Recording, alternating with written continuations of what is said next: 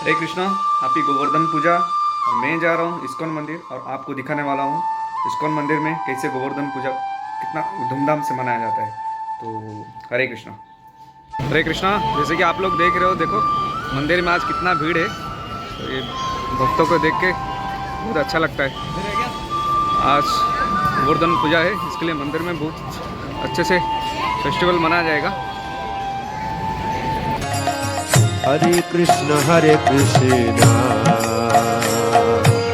कृष्ण कृष्ण हरे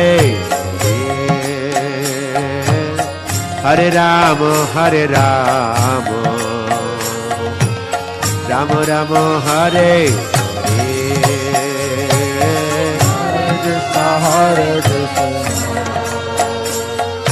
कृष्ण कृष्ण हरे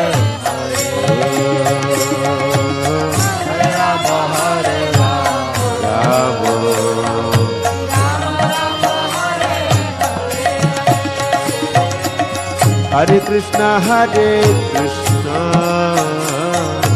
कृष्ण कृष्ण हरे हरे राम राम राम हरे हरे कृष्ण कृष्ण कृष्ण हरे हरे राम हरे राम राम राम हरे हरे।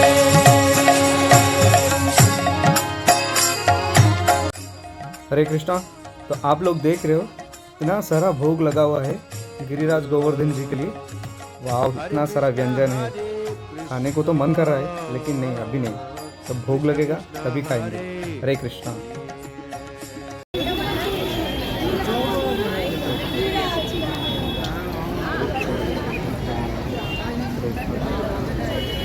देख रहे हैं यहाँ पे प्रसाद सबको फ्री में मिल रहा है और सब प्रसाद खाने में बिजी है।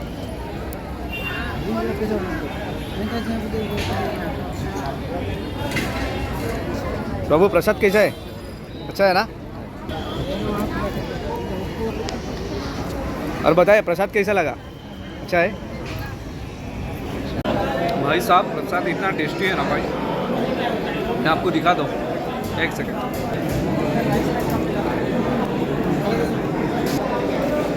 सच में बहुत टेस्टी है प्रसाद।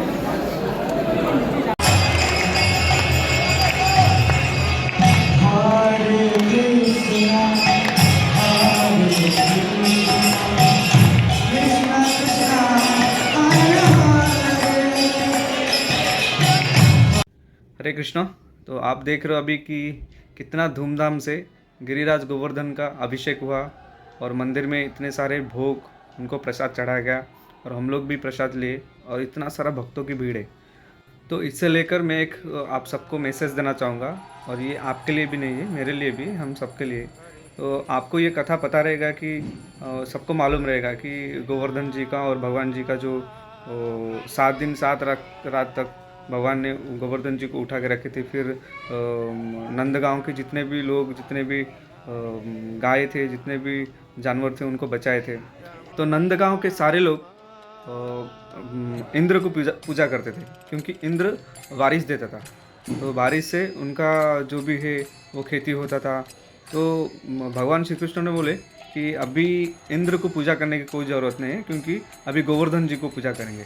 तो नंदगांव के सारे लोग डर गए थे, क्योंकि इंद्र को पूजा नहीं करेंगे तो फिर वो बारिश नहीं देगा, और बारिश नहीं देगा तो अन्न नहीं उगेगा। तो इसलिए तो हमेशा इंद्र को ही पूजा करते। लेकिन जैसे भगवान ने बोले कि नहीं अभी गोवर्धन को पूजा करना है, तो फिर लोग एक दिन मतलब एक बार वन टाइम, सिर्फ वन टाइम गोवर्धन जी को पूजा करने लगे।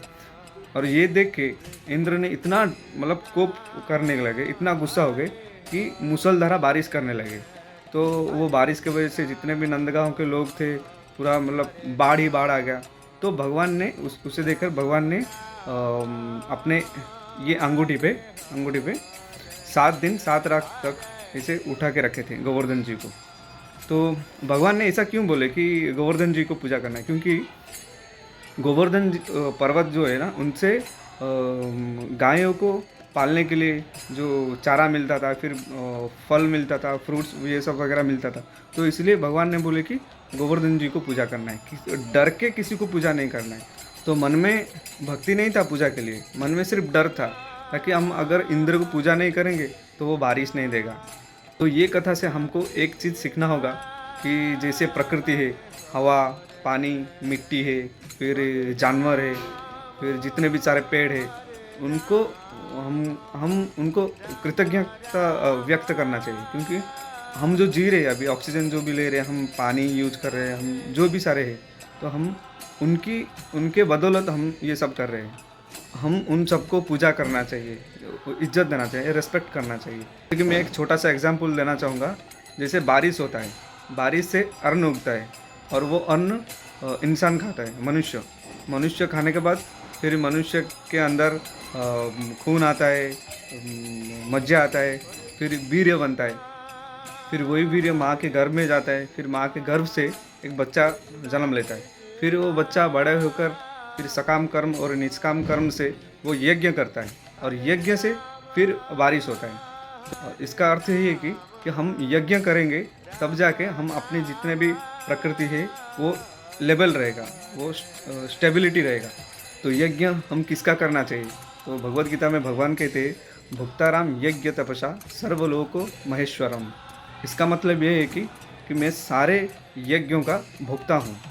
तो हम जैसे भगवान श्री कृष्ण या भगवान विष्णु की पूजा करेंगे, उनके प्रसन्नता के लिए कार्य करेंगे, ये सारे प्रकृति अपने आप सही से कार्य करने लगेंगे। क्योंकि प्रकृति भगवान से अलग नहीं है, क्योंकि भगवान का एक दूसरा शक्ति है, वो प्रकृति है। और भगवत गीता में भगवान भी कहते हैं, मया दक्षिणा प्रकृति सूयते सुचराचरम। तो भगवान कहते हैं, मेरे अध्यक्षता से ये प्रकृति कार्य करती है। तो फिर यज्ञ कैसे करें? और देखते हैं आज कलयुग में ऐसा कोई ज़्यादातर मोस्टली कोई ब्राह्मण नहीं है जो कि वो अच्छा यज्ञ, अच्छा मंत्र बोल सके, और वैसे वैसे घी भी मिलना चाहिए और बहुत सारे चीज़ें मिलना चाहिए, तब जाके वो कोई अच्छा यज्ञ कर सकते हैं। लेकिन भगवत गीता में भगवान कहते हैं, जितना भी यज्ञ है उसमें से जो जपा यज्ञ होता है वो सर्वश्रेष्ठ होता है, क्योंकि उससे मैं प्रसन्न होता हूँ, मतलब भगवान प्रसन्न होते हैं।